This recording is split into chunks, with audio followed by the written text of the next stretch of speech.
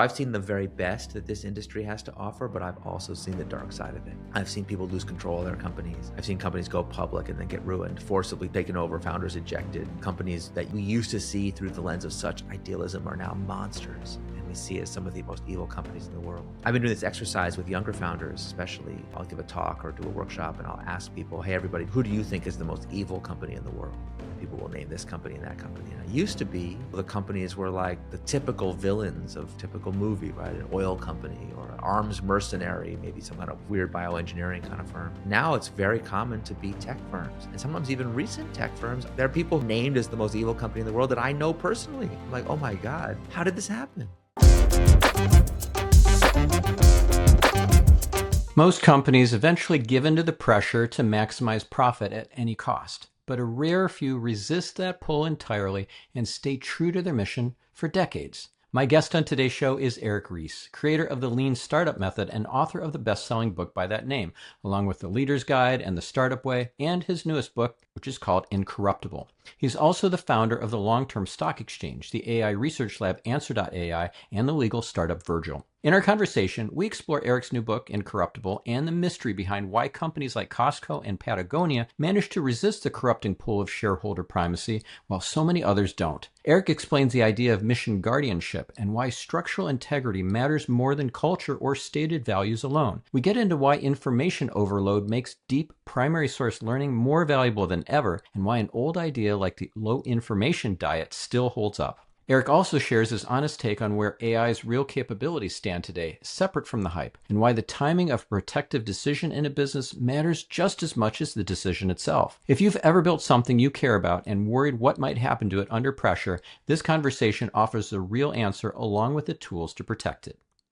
Eric, it's so great to have you on the show. Stephan, really appreciate it. So I'd love to understand from you, first of all, you're most known for the Lean Startup. It isn't just a best-selling book.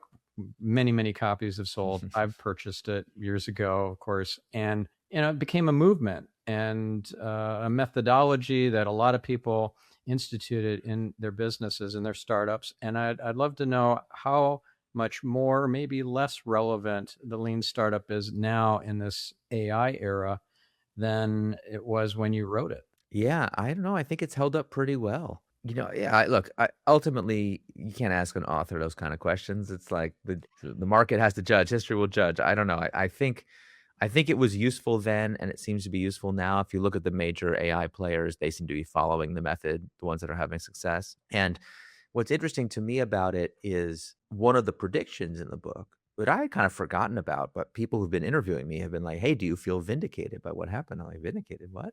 Like, well, you said in the book that there were two dimensions of change that would continue in this revolution, that the access to technology would become more democratized, driving cycle times down, allowing people to do more faster. And at the same time, the underlying uncertainty of the world would increase. So planning and forecasting would get more difficult, and therefore traditional business management tools that rely on being able to forecast the future. And I was like, oh yeah, that sounds pretty good. High uncertainty combined with fast cycle time. That really is the sweet spot for Lean Startup. And that we absolutely have seen the world evolve in just that direction. Who I used to say in my talks, who here feels like the world is getting more and more stable every day? Never got any hands go up for that. And at the same time, all that is happening, what's really interesting to me, the most radical idea in Lean Startup, the one that passes over people's heads, or like they nod their heads along, like, oh yeah, sure. The idea is that the unit of progress in a high uncertainty situation is learning, validated learning, build, measure, learn. The learn step has always been the rate limiting step in innovation. How quickly can you process the information you are getting about what the market is telling you, about what customers are doing, about your own ideas? And since time immemorial, people have been trying to outsource the learning. People used to try to outsource it to developing countries to get the cost advantage. It's like, well, you can't outsource the learning part. They can build it for you, sure. And you see the same thing happening with AI. People desperately trying to outsource their brain to the AI in the hopes that it will be able to do the hard work for them. But as far as I can tell, even now, the rate limiting step is still how quickly can the wetware of the human beings do the learning. Right. Because like if you're wanting to outsource or delegate going to the gym and lifting the weights, that's not going to get you the benefit. That's exactly right. Someone, I blanking at one of my talks, someone told me this funny story about a famous Olympic bodybuilder, and someone asked him, "What's your secret? How can I become a bodybuilder? What's your secret to your success?" At the beginning, he was like, "Well, the problem with weightlifting is nobody wants to lift all these MFing all these heavy weights." And he's like, "That's the problem. You can do all this other stuff, but in the day you got to lift the weights." And I just thought that was such a funny example of how we treat so many of these problems as something that like we want to do it, but then when it comes time to lift the heavy weights, we're like, "Is there any way I can outsource this to somebody else? Is there anyone else? Is there any way I could get out of doing the painful part of it?" And that's true. It was true in Lean Startup. It's true in their book too. You just see this. We're teaching people a model of leadership that I think is about kind of finding the easy way out or avoiding doing the hard work. And as a result, I think we do people a real disservice. Yeah.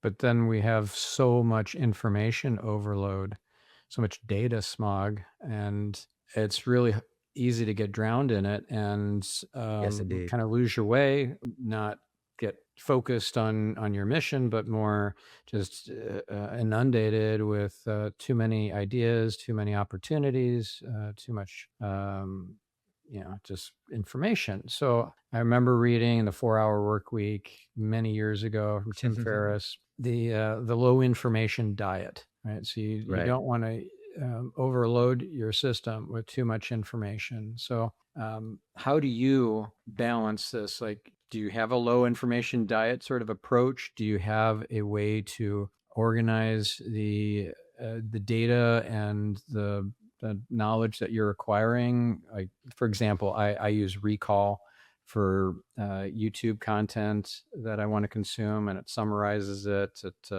It organizes it into mind maps and does all this cool stuff.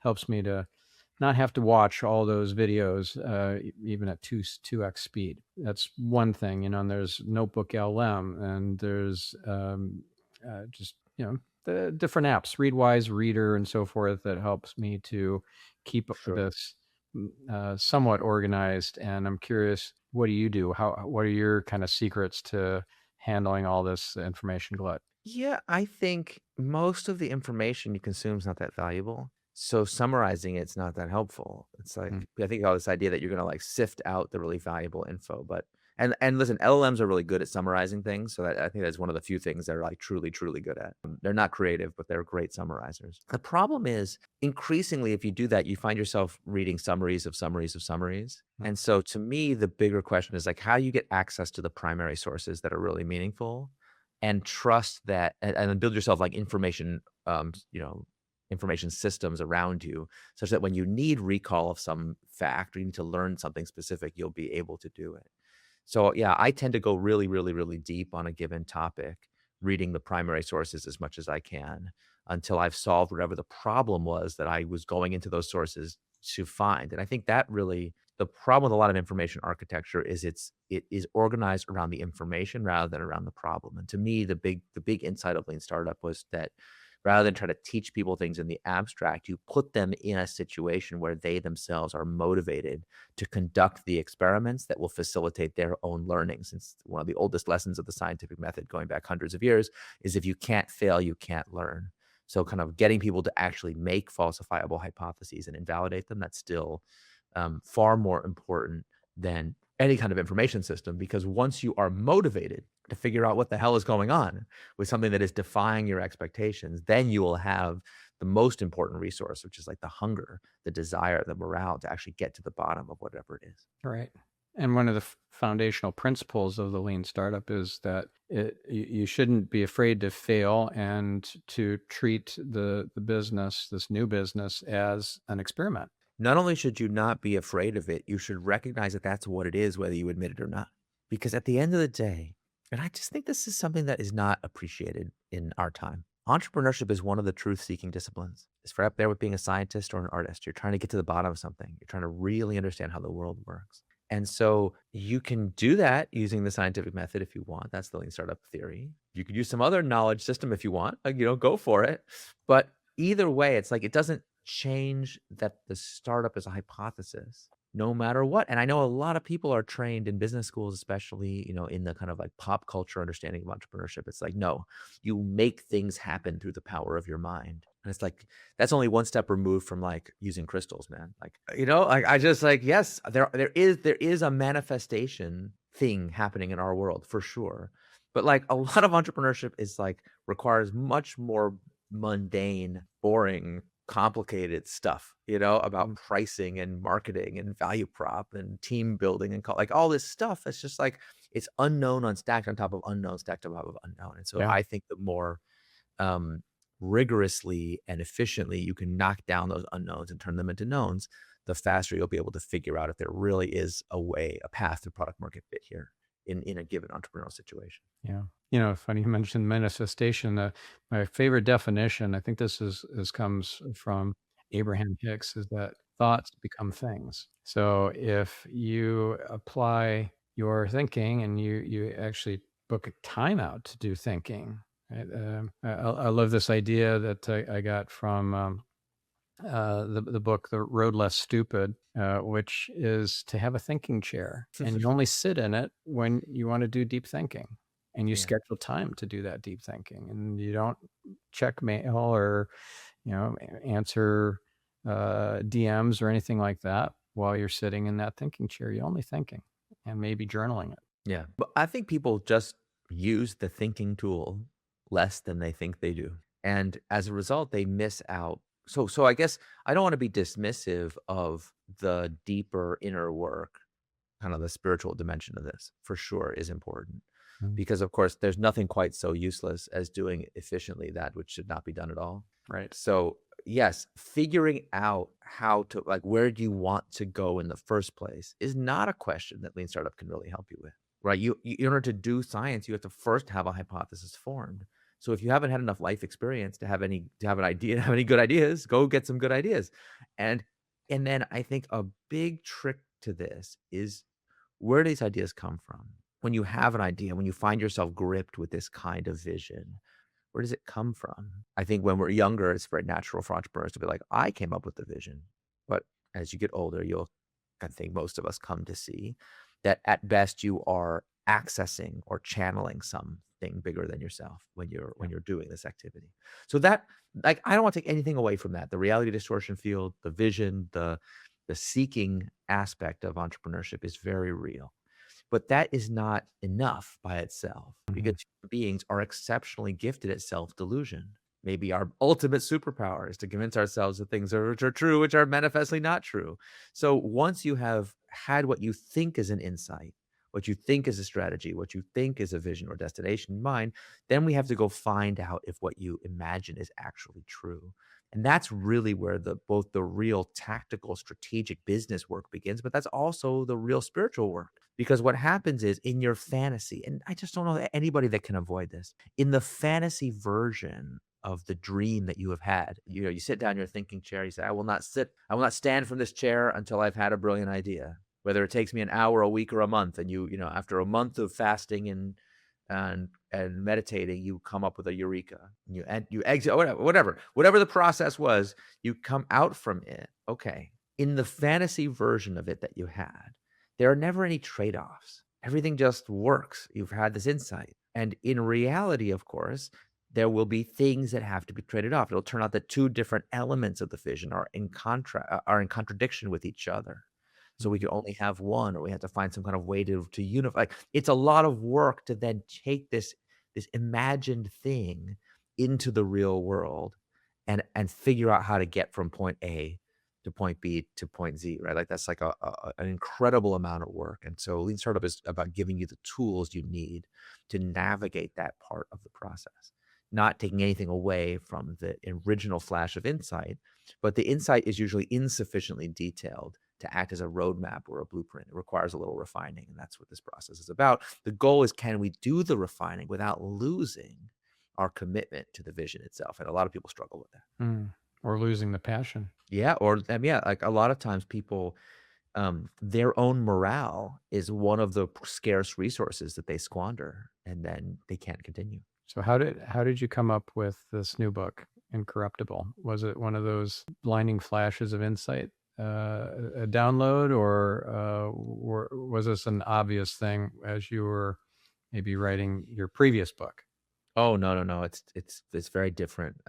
I have been helping people start companies now for 15 years. Every day, someone calls me, someone's got advice, someone wants my take, right? That's the privilege of having had an experience like writing the Lean Startup.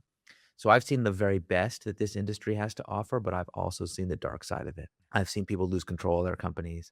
I've seen companies go public and then get ruined, forcibly taken over, founders ejected.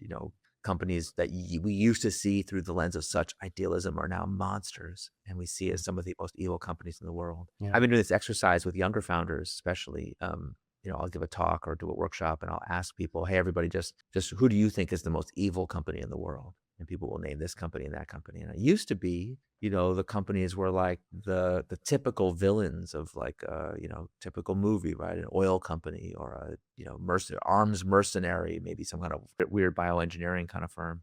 Man, now it's very common to be tech firms, and sometimes even recent tech firms. There are people who are named as the most evil company in the world that I know personally. I'm like, oh my God, how did this happen?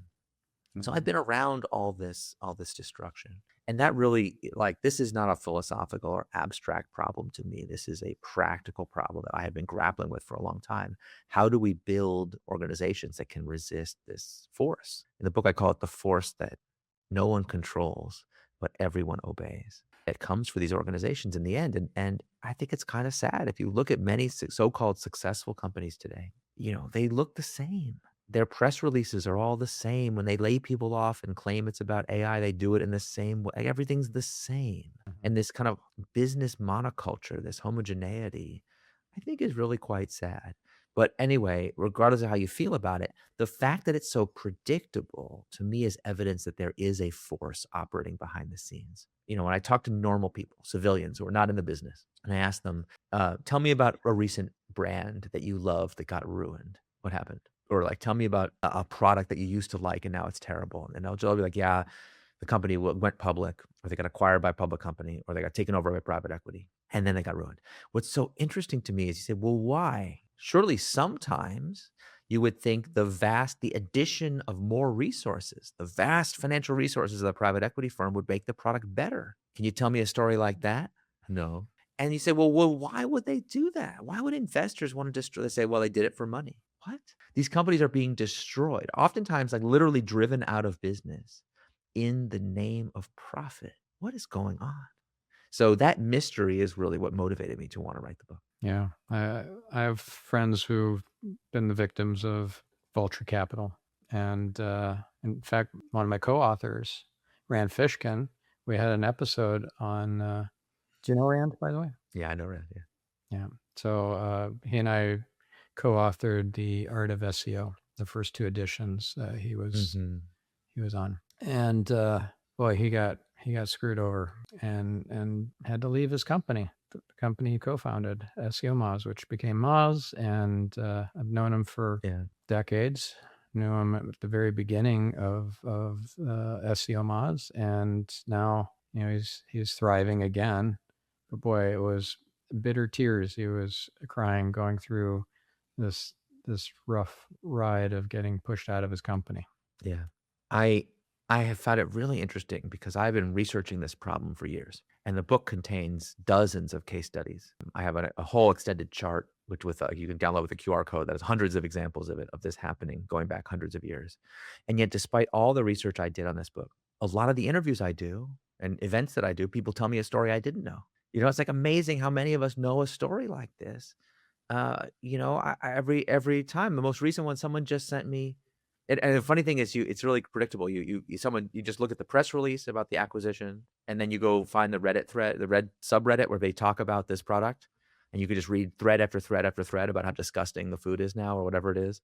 Someone just sent me a tortilla company taken over, sold, and the customers are in arms because the tortillas taste bad now. It's just amazing to me. Like I have a whole file now of companies where the name of the product is some human person's name, and then that person is ejected from the company, and they have to kind of watch as their name now comes to stand for something it's such a pervasive and common problem. We don't even know what to call it.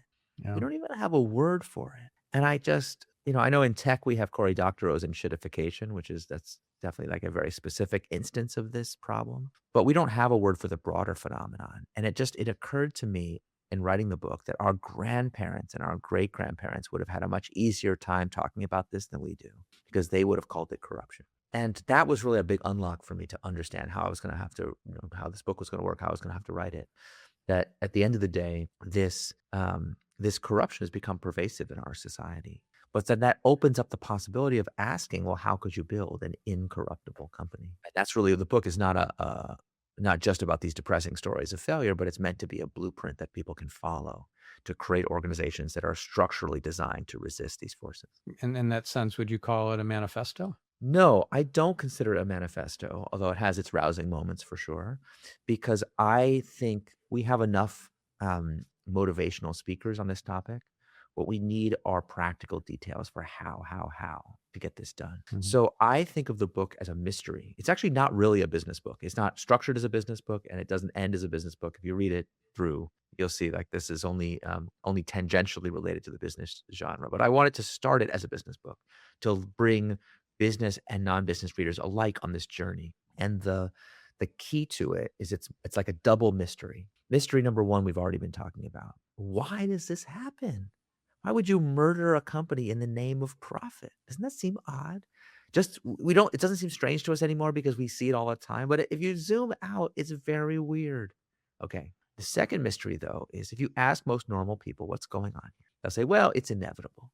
When companies get big, when enough money gets involved, when they go public, when they have quarterly returns, when they have whatever. People have a just so story about why it must be this way. But the second mystery is if this corruption is inevitable, why are there exceptions? Because even the most ardent person who is so convinced of its inevitability can tell you an exception story because they've shopped at Patagonia, or they've shopped at Costco, or they have a Vanguard mutual fund, or they've eaten a Hershey chocolate bar, or they've taken a GLP-1 medicine, or they've shopped at IKEA, or they have a Grundfos water pump, or they've worn a Rolex. Like, there are all these companies that we interact with every day, some of which are decades or even centuries old, that don't seem to have this happen to them. And so why is that? How can an inevitable force have exceptions? And in fact, if you take that set of companies that have had this exceptional outcome and say, what do they have in common?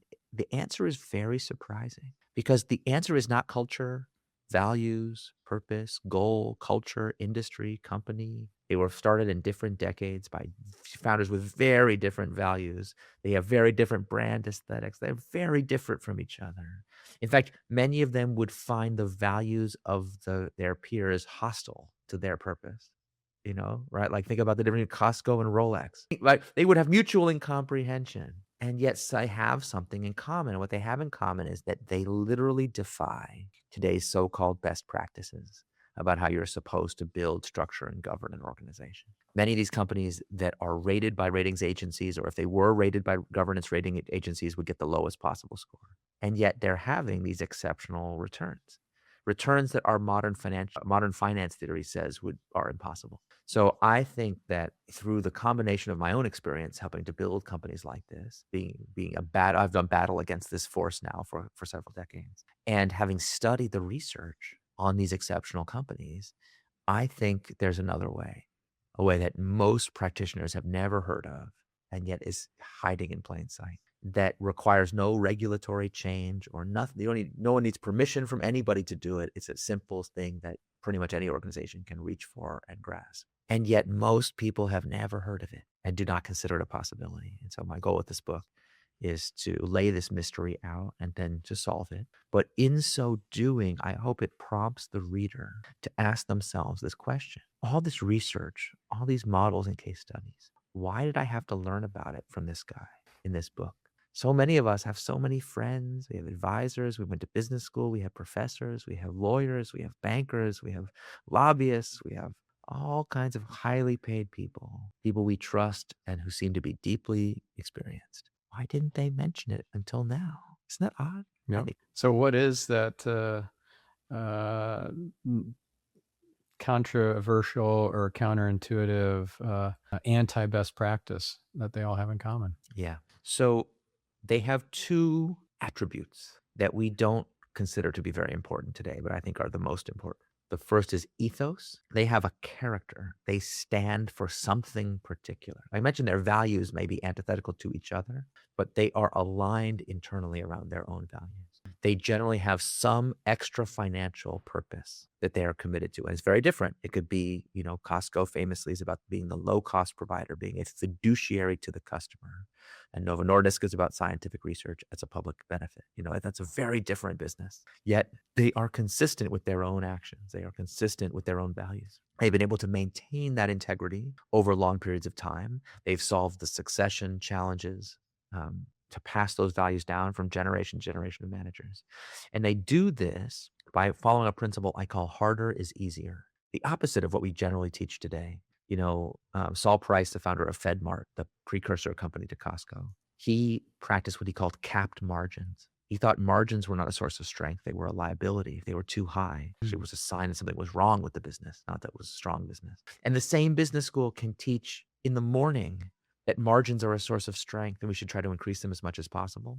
And in the afternoon, teach Jeff Bezos's famous dictum that your margin is my opportunity. So which is it? So there's a lot of leadership, cultural management lessons that are very counterintuitive that they have in common. But the second dimension is not just ethos, there's also integrity. Integrity means the ability to keep a promise. And I mean it in the sense of like structural integrity. If you look at these companies, they reject the doctrine of shareholder primacy, which is the law in most places now, in most industrial countries, certainly here in the US. Shareholder primacy says you, the leader, you, the founder, you, the board member, maybe you think a company is a beautiful living organism designed to create high quality products and compete in the market on value creation. Sucker. That's what you think? Oh, what a chump you are. Oh, no, no, my friend. According to shareholder primacy, a corporation is nothing more, literally nothing more than a financial instrument designed to enrich its shareholders.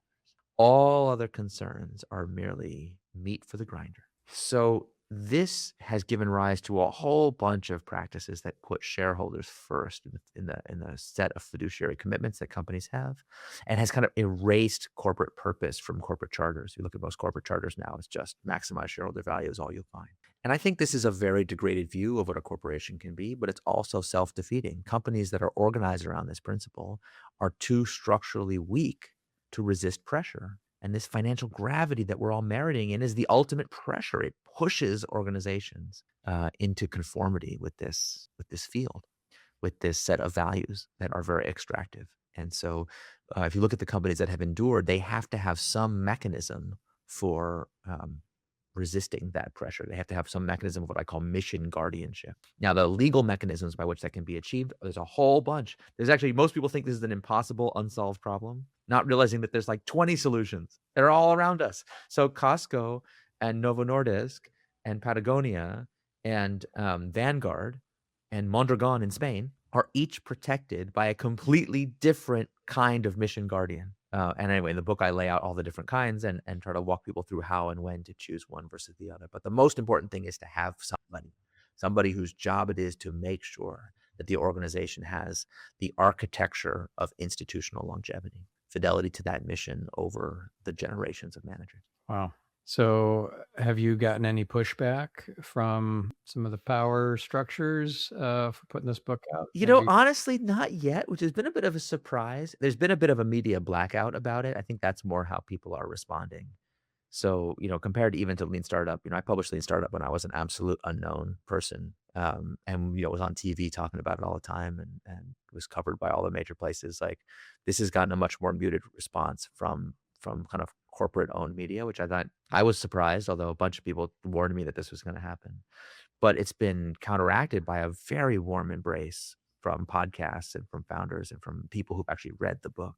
So it's kind of spreading much more by word of mouth than through a kind of a top-down, air campaign of media success. Yeah. But yeah, I think so far they're kind of holding their breath and hoping that nobody will pay attention. Versus there hasn't really been that much pushback yet. But it's only been a month. Give it some time. I'm sure they will. Right. Well, you're competing with the UFO files, so What are you going to do? It's a very strange. We live in a very strange information environment and an ecosystem.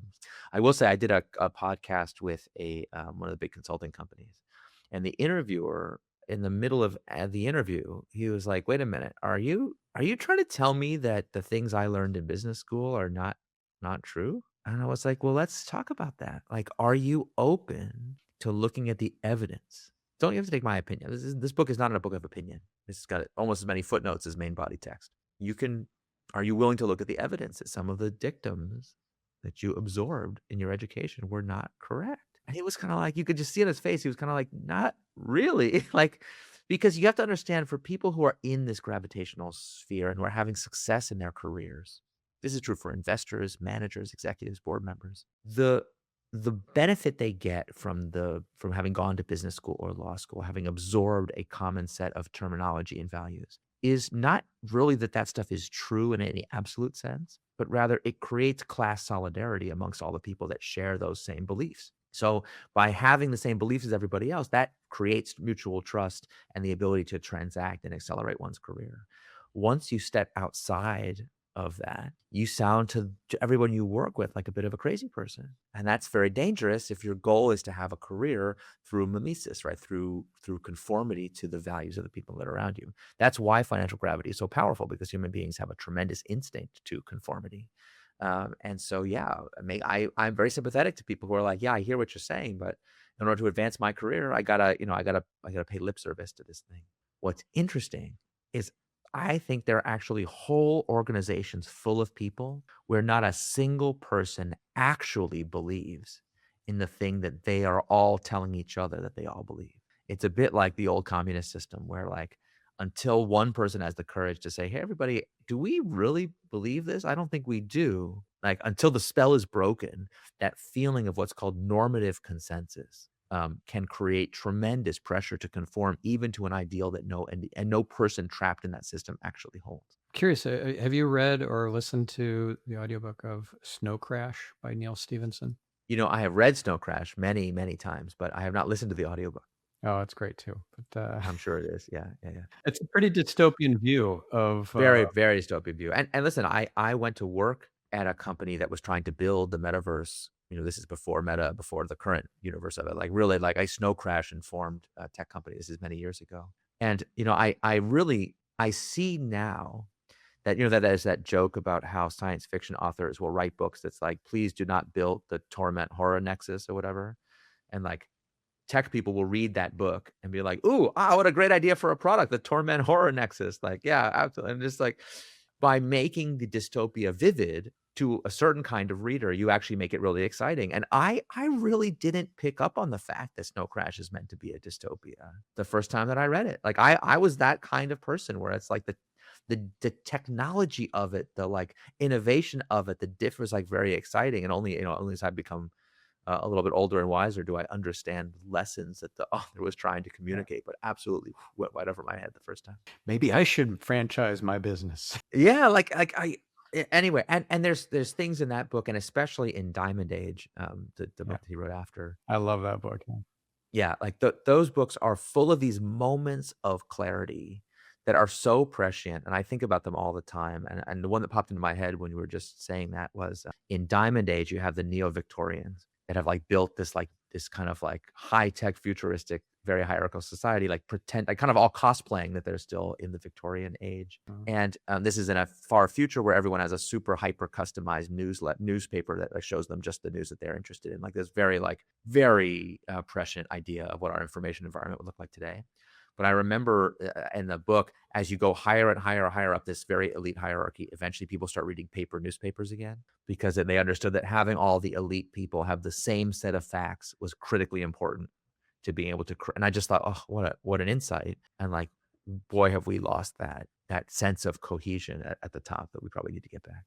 Yeah, and the fact that movies in the Diamond Age will be interactive experiences that will be customized to your desires and your foibles and all that, and that the actors that you'll be engaging with will be interacting with you in real time, and I I see that's an inevitability. I mean, it's already happening where people are creating movies with AI that normally would have taken 6 months, and they can get it done in 6 hours. Who's to say that this couldn't be done in real time? Yeah, it's pretty wild. What's the thing that worries you the most about where things seem to be heading? Well, look, it's a very dark time. We're living in a very dark time. Just read the news. I mean, even just today, the news is just appalling. And I have these moments, I'll admit, to feeling like, did we just somehow branch and get on the wrong timeline? Mm. Like, I just everything has become like stupider, just like as stupid as you can possibly imagine. And then the next day it gets even stupider. So I like, I know there's this whole conspiracy theory that COVID had caused cognitive impairment. And so like we actually have lost collective intelligence. Like something feels like it's gone terribly wrong. I'll admit to having those dark days and feeling like, wow, this is really terrible. But I'm still fundamentally an optimist, and the book is meant to be an optimistic take, which is interesting for a book whose part one is called The Shape of the Abyss. Just to be real, like I promised, I was like, I'm not going to sugarcoat anything in this book. We're going to talk about the real problems. But I really do believe that despite all this darkness, the solutions are accessible to us. There's nothing in this book that's like after the revolution then. These are all tools and techniques people can reach for and use today, right now, this moment. And it's been very heartening. Some of my favorite reviews of the book have been from people who had given themselves over to cynicism and despair and saying the book has renewed their sense of hope. The reason I have the hope is not really based on any facts, because the facts are quite dark right now. Rather, it's remembering that humanity has faced dark moments before, Yeah. and found a way to push through. And I think a lot about the darkness that our grandparents saw, um, in some ways very similar to what we're seeing now. The rise of fascism, the rise of totalitarianism, this kind of testing of Western liberal values in this profound way. And I think about how it must have seemed to them, how impossible the task must have seemed, how unfair, how their own lack of agency must have felt total at many moments. And yet somehow they did two things that I don't see us doing right now, that I wish, I hope, I'm confident we will eventually get there. One is, I see too many people saying we need to be planning for the day after the darkness passes. So instead of working to solve the problems, I'm going to work on positioning myself for maximum advantage in the new world to come. Don't do that. Please stop doing that. Okay? Our grandparents really saw themselves as personally responsible and accountable to drive this darkness out of our world. So get to work. But as a result of that, they got their hands dirty. They understood what was at stake. And when the darkness did pass, they engaged on a spree of civic renewal and institution building, many of which are institutions that still operate our world today, that we live in the house that they build for us. And I kind of feel sometimes like we're like that episode of Star Trek where they land on a utopian planet and it's like the Garden of Eden. And it turns out that the people who live there, the utopia is being powered by underground machines that none of them even know exist, let alone know how to operate. Yeah. And so I feel like we're kind of like that. We have these tools, we have these structures that we inherited, and we play act operating them, but mostly we ruin them. And if you go to people and say, I think we should build a new one of those, they're like, huh, we don't know. That's the kind of thing our grandparents did. We don't do that anymore. Like we can't pass laws. We don't amend the Constitution. We don't create we don't start new institutions. We don't start new anything. So I feel like there's like a sense of incapacity in our generation that has to pass, and eventually we have to go on that exercise of renewal.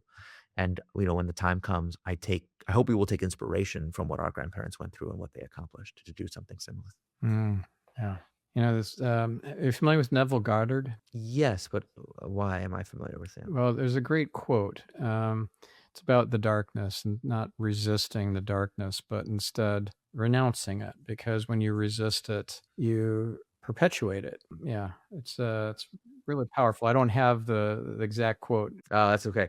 No, but that's an old spiritual teaching going way back that is Yeah. of course incredibly important. And one of the most surprising things for me as an entrepreneur is just the power of equanimity. That it's very difficult to judge if anything is good or bad when it happens to you. You want to say, "Oh, this is bad." I know so many people that's like, "It's bad that I got laid off. It's bad that my company failed.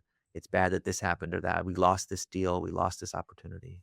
And that later you realize, oh, that's the best thing that ever happened to me. And it's like, well, when it's happening, can you find that space within you to say, look, it's not really my place to judge this right now.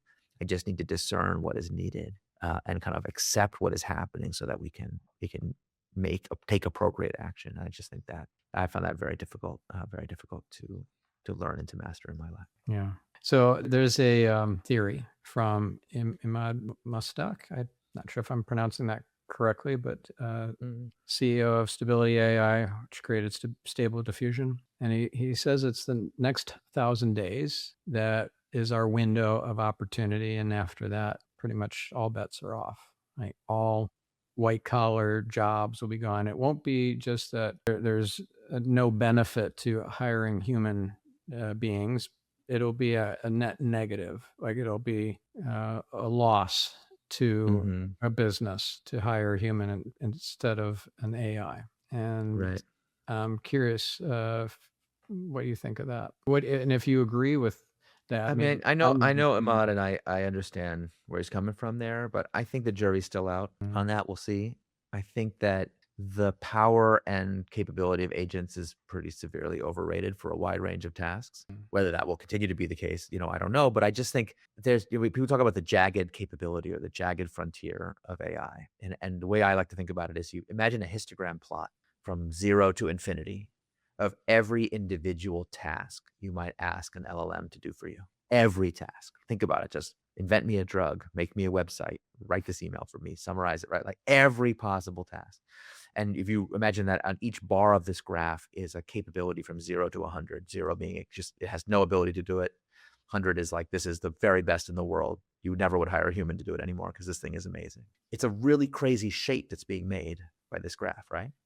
yeah. So when we talk about the increasing capability of these agents, which is real, the LLMs, the models are getting better and better and better and better, especially the open source models. We're filling in this graph, but it's so vast. Think how many tasks there are. So think about how much area there is, like in the task that you care about. It could still be 0. Whereas over here, people are like, for my task, it's at 85. This is incredible, right? Like it's just, there's an immense set of space to fill in there. And I don't know that even at the incredible rate of progress we're making now, if we can truly expect those kind of returns. Now, he might be right. And the fact that the tools cannot do the thing he's describing today is no reason for complacency. Rather, I really like to think about to figure out what is the morally justified or the most important action to take in a situation like this, where there's a wide range of possible futures we're trying to protect against, and where many people would say the action that you want to take to protect your future is the very action that I think creates the dystopia in my future. And that's why we fight. We have to ask ourselves, since there's such uncertainty here, what are the actions that make sense across a wide range of possible futures, and do those. Hmm. Yeah. So if you were to offer, I don't know, a wisdom nugget for our listener or viewer to leave them with, maybe it's not something that we even spoke about so far. What would it be? And, how would you make it immediately actionable? Gosh, there's so many things we could pick. What I would say is this: one of the most important ideas in the book is not really what to do, but when to do it. So we've been talking about things you can do, and for those that want like a quick checklist, like become a public benefit corp, establish fiduciary commitments beyond just to shareholders, establish a checks and balances system where the board of directors is held accountable to the mission, stuff like that. Okay, those are all really important things to do. But the question is not so much what to do, but when to do it. And the principle in the book is this: it's always too early until it's too late. It's never the right time. There's no right time. If you ask your lawyer on incorporation day, hey, should I worry about this stuff? Eric told me we worried about this stuff. I heard him on a podcast. I want to have what are called mission protective provisions. That's what you can ask your lawyer for. Your lawyer will tell you, yeah, it's fine to do that, but it's kind of too early to worry about that. Why don't you do it later? And the same thing will be true at your Series A.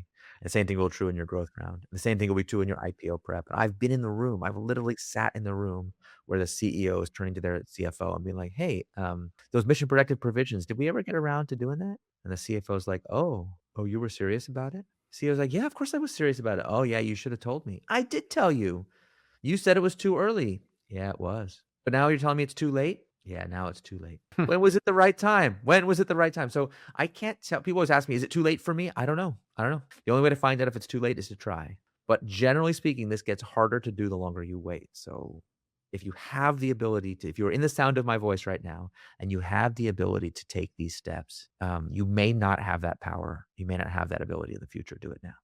Wise words. Awesome. Thank you, Eric. Now, if our listener or viewer wants to read your book, listen to the audiobook, I think you have some bonuses maybe if they. Yeah. If you go to incorruptible.co, Incorruptible Co., you can find out all the cool bonuses, and you can please sign up for the mailing list. We got a lot of cool stuff you can get if you're signed up. We have a community of like-minded people. We have resource guides and implementation guides. There's a secret chapter of stuff that got cut from the main book. There's a lot of good stuff you will get if you go to that page. That page also has links to all the places you can buy the book, which is pretty much everywhere books are sold. Of course, you can get it from the major retailers. You can get it in ebook, print, and audiobook format. The audiobook has a bunch of cool bonus material that's exclusive just to the audiobook, which I'm especially proud of. And in any event, you can also get it at hundreds and hundreds of local independent bookstores all across this country. And if you live in a place with a local independent bookstore, maybe buy it there because they really could use your help. It's a hard time for them, and they're an important community resource. But yes, those are all of your options. Appreciate everybody who gets a chance to pick up a copy or 10 and shares it with everybody they knows and gets it for their team and all those things. It makes a huge difference to me trying to get this idea out into the world. So thank you. Yeah, you got an important mission.